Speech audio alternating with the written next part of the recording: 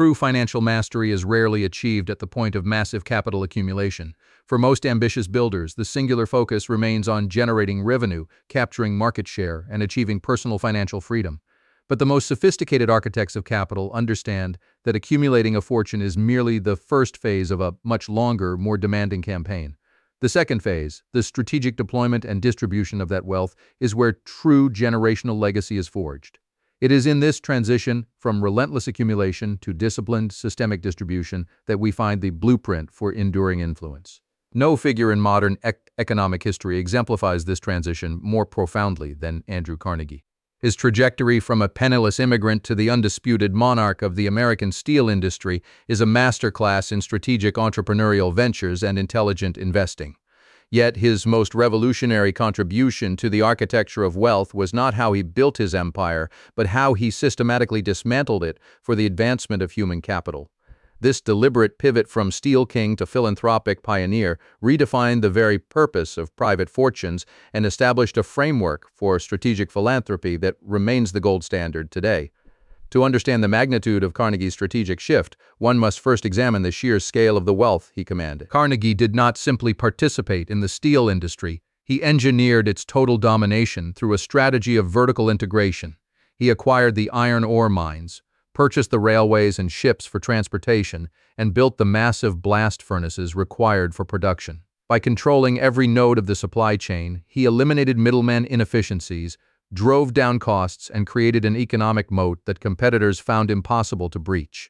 This was not merely industrial success, it was a masterstroke of asset protection and capital efficiency.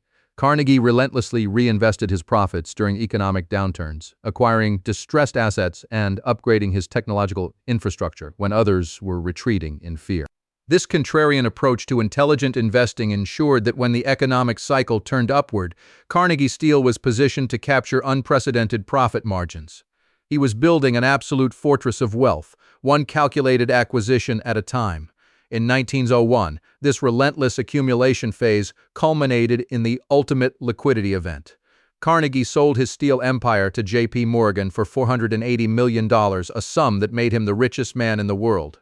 In today's capital markets, this transaction would be measured in the hundreds of billions. For most titans of industry, this monumental exit would mark the end of the journey. The capital would be placed into protective trusts, shielded from taxation and passed down to heirs to ensure centuries of aristocratic leisure. But Carnegie possessed a radically different vision for his capital. 2 decades prior to this sale, he had already articulated his revolutionary philosophy in a seminal essay titled The Gospel of Wealth. In this manifesto, Carnegie argued that the massive inequality generated by industrial capitalism was a necessary byproduct of progress, but it came with a binding moral obligation. He posited that the wealthy should not view themselves as the ultimate owners of their fortunes, but rather as temporary stewards of a societal trust fund. The Gospel of Wealth systematically dismantled the traditional approach to generational legacy. Carnegie identified 3 ways a fortune could be disposed of. It could be left to the families of the decedents. It could be bequeathed for public purposes at death, or it could be administered by its possessors during their lifetimes. He ruthlessly critiqued the first 2 methods. Leaving vast sums to children, he argued, was a profound disservice, stripping them of ambition and the character-building struggle of individual achievement. He viewed inherited wealth not as a gift, but as a burden that corrupted the recipient.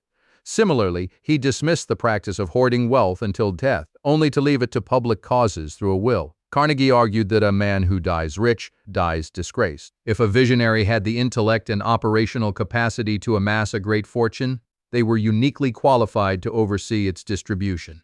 Waiting until death to allocate capital was, in his view, a failure of strategic execution and a dereliction of duty. The only honorable path was the third option: to strategically administer the wealth during one's lifetime, applying the same rigorous business acumen to giving that was used in getting. This philosophy demanded a complete strategic shift. Carnegie approached philanthropy not as passive charity, but as aggressive, intelligent investing in human potential. He despised the idea of giving alms to the destitute, believing that unearned handouts merely perpetuated poverty. Instead, his philanthropy strategy was designed to provide ladders upon which the aspiring could rise. He wanted to fund the infrastructure of self-improvement, targeting individuals who possessed the drive to elevate themselves but lacked the resources to do so. The most visible and enduring execution of this strategy was his massive library building program. This was not a simple donation of books, it was a highly sophisticated campaign of real estate acquisition and civic engineering. Carnegie funded the construction of over 2,500 public libraries across the English-speaking world. But he did not simply write blank checks. He applied strict operational covenants to his grants, requiring municipalities to demonstrate skin in the game. To receive a Carnegie library, a town had to provide the land, a form of local real estate acquisition that proved their commitment. Furthermore, the local government had to pledge annual funds from their tax revenues to maintain the building, purchase the books, and pay the staff. This matching grant strategy was brilliant. It ensured that his capital was leveraged, forcing local governments to prioritize education and civic infrastructure. It was a masterclass in systemic leverage, ensuring the institutions would survive and thrive long after his initial capital injection. Beyond libraries, Carnegie recognized that the future of economic dominance lay in advanced education and scientific research. He systematically directed his capital toward the establishment of enduring institutions. He founded the Carnegie Institute of Technology, which would later evolve into Carnegie Mellon University, to provide rigorous technical training for the working classes of Pittsburgh. He established the Carnegie Institution for Science in Washington, funding elite researchers to push the boundaries of human knowledge in fields ranging from astronomy to genetics. As his wealth continued to compound, Carnegie realized that the sheer velocity of his capital outpaced his personal ability to distribute it effectively. To solve this, he executed his most sophisticated move in asset protection and generational legacy, the creation of the Carnegie Corporation of New York in 1911, endowed with $125 million. This entity was designed to institutionalize his philanthropic vision, creating a perpetual motion machine of strategic giving that would outlive him. The Carnegie Corporation was not bound by rigid, inflexible mandates. Carnegie understood that the challenges of the future would look very different from the challenges of his present. He granted the trustees of the corporation the ultimate financial freedom, the flexibility to adapt their grant-making strategies to the evolving needs of society. The mandate was broadly defined as promoting the advancement and diffusion of knowledge and understanding. This strategic foresight ensured that his capital would remain relevant and impactful across multiple generations and shifting global paradigms. Through the Carnegie Corporation, his wealth was deployed to support the discovery of insulin, the dismantling of nuclear weapons, the creation of public television, and the advancement of civil rights.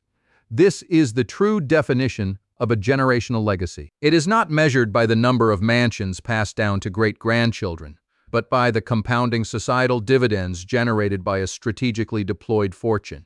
Carnegie's wealth did not just survive, it evolved, continuously shaping the intellectual and cultural landscape of the world. Another critical pillar of his philanthropy strategy was the pursuit of international peace.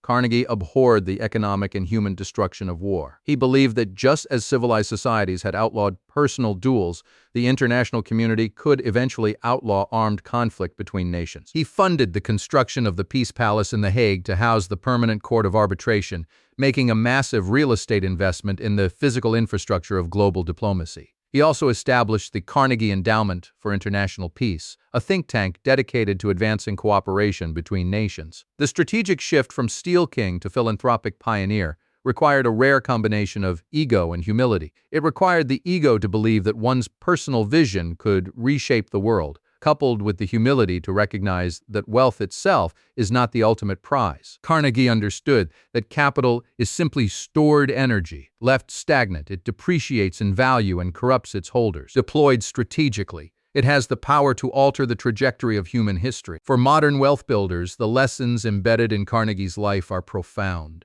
The pursuit of financial freedom is a worthy and necessary goal. Building strategic entrepreneurial ventures, mastering intelligent investing, and executing flawless asset protection are the fundamental skills of wealth creation. But these skills represent only half of the equation. The ultimate test of an entrepreneur is not how much capital they can extract from the market, but how effectively they can redirect that capital to solve complex, systemic problems. Carnegie's framework challenges the modern obsession with dynastic wealth. In an era where family offices are increasingly focused on preserving capital for unborn heirs, the gospel of wealth serves as a stark reminder that inherited fortunes often breed mediocrity.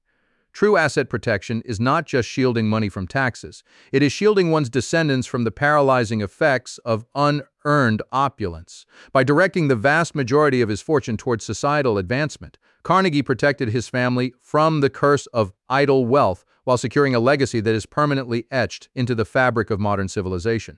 The mechanics of his giving also provide a blueprint for modern strategic philanthropy. Carnegie did not rely on emotional appeals. He relied on data, leverage, and strict accountability. He treated his philanthropic ventures with the same ruthless efficiency he applied to the steel industry. He demanded measurable outcomes, required co-investment from his beneficiaries, and built robust institutions capable of executing his vision in perpetuity. This is the difference between writing a check to feel good and deploying capital to engineer a specific outcome. As you build your own financial empire, consider the ultimate destination of your capital. The transition from accumulation to distribution is the most critical strategic pivot you will ever make. It requires you to define your core values, identify the systemic bottlenecks in society, and design enduring mechanisms to address them.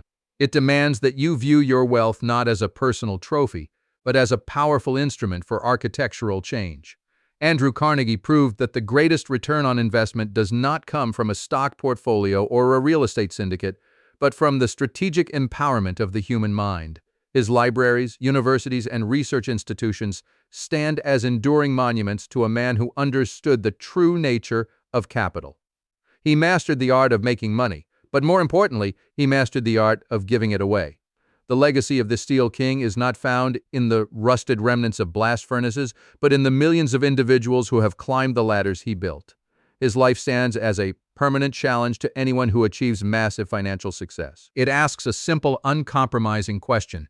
Once you have secured your financial freedom, what will you build with the power you have acquired?